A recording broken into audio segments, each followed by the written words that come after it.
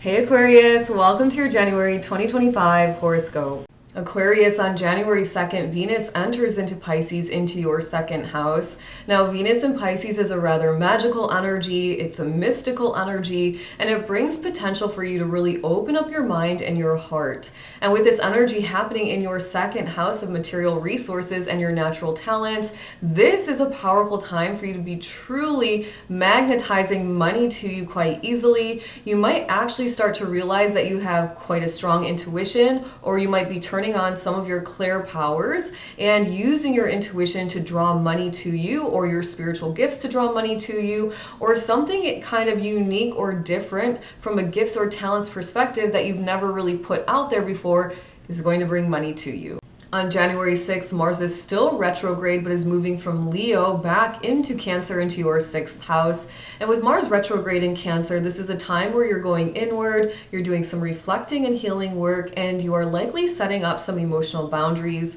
Be very mindful here because there's potential to feel a little bit passive aggressive and to experience some emotional frustration. Now, with this energy happening in your 6th house of your daily work and health routines, it's a powerful time to do some self-healing, and it's a powerful time to reflect on where you might be really wasting time. And it's a good time to set up a plan for you to be more efficient and effective and productive, and then implement and take action toward that plan when Mars goes direct again in February 2025. On January 8th, Mercury enters into Capricorn, into your 12th house, and Mercury in Capricorn really values time and desires some structure and order. And with this energy happening in your 12th house of spirituality and faith and your wishes fulfilled, it's a really great time to create a spiritual routine that really works with your schedule, or to stay consistent at a routine that you already have in place. It's also a powerful time to start speaking your big dreams into existence, and also creating a plan to truly manifest your big dreams and create them as a wish fulfilled.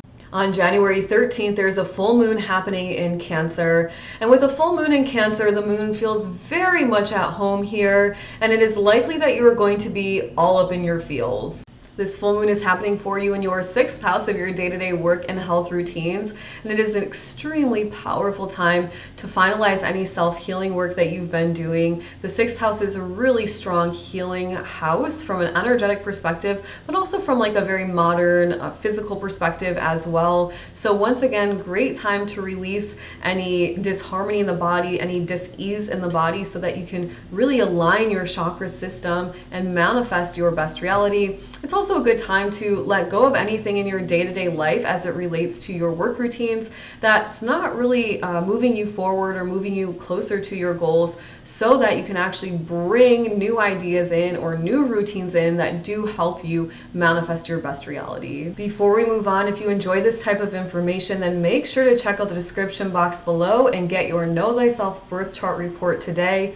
When you learn the energy that is extremely unique and specific to you, you will know how to use your energy to actually manifest your best reality. We are living in 2025 at this point, and we all know we are energetic beings. So it is time for you to learn how to use your energy in the easiest way to manifest it all. On January 19th, the sun enters into Aquarius, and with the sun in Aquarius, there is a bit of a focus here on your authenticity and how you as an individual are helping to make the world a better place. With this energy happening in your 1st house, you are very much focused in on how you approach your life and also how others perceive you. So it's a powerful time to maybe switch up your style, change up your appearance, or even show up in a different energy so that others do start to perceive you in a way that perhaps you desire and as a new version of yourself.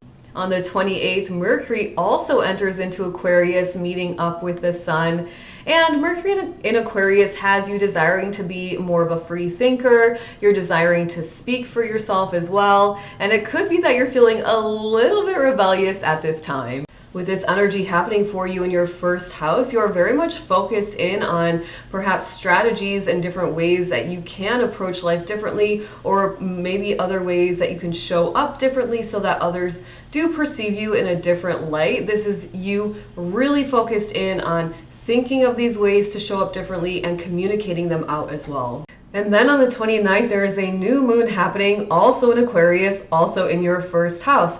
And so you have the sun hanging out in the 1st house, really having you focused in on who you are at your core, how you are approaching life, and how others perceive you. You have Mercury hanging out here, having you kind of creating a strategy or a plan to execute.